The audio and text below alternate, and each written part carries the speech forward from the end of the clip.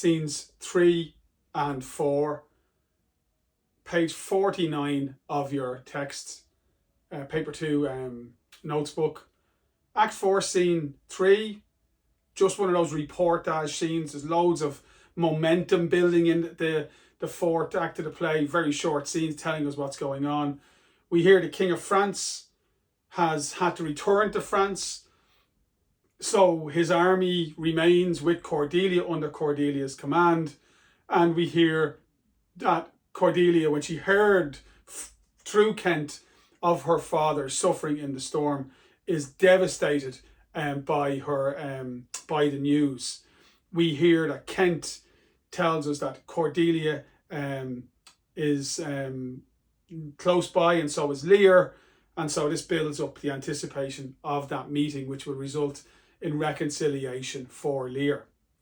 In Act 4, Scene 4, we meet Cordelia for the first time since Act 1, Scene 1. And she really is this character who is designed by Shakespeare to epitomise, to represent, to be a symbol of human virtue, positivity, to represent the best of us. I think, if I'm honest with you, she's not as interesting a character as her sisters in the play. We'll discuss that at a different time.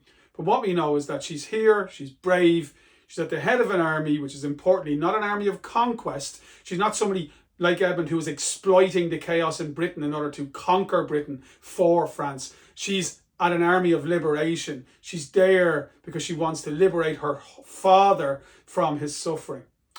There's also a lot of nature imagery in this scene, and it revolves around Cordelia, and we see how she is linked with the natural world, and the natural world and its association with God's presence is important in terms of analysing her character and her symbolism as almost an angel or angelic-like figure.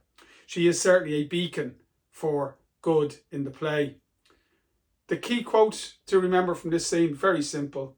Cordelia's monologue: "All blessed secrets, all you unpublished virtues of the earth, spring with my tears, be aidant and remediate in the good man's distress."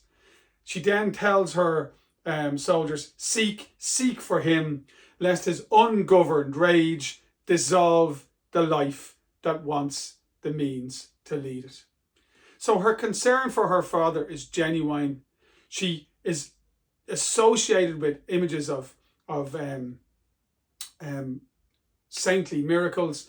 Her tears, she hopes, will help nature or the spirits or God to protect her father.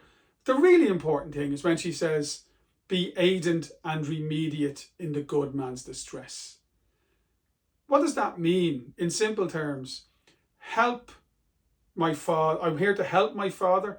I'm here to remedy his troubles, to help solve his problems, to cure him of his pain.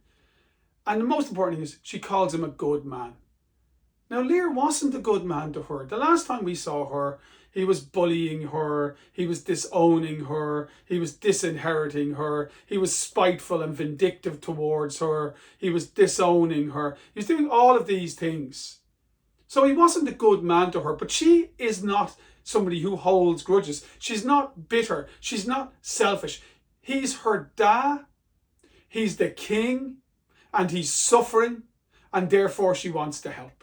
So she stands in contrast to her sisters. She stands in contrast to the likes of Edmund and Cornwall, who are representative of our capacity for corruption and venality and cruelty.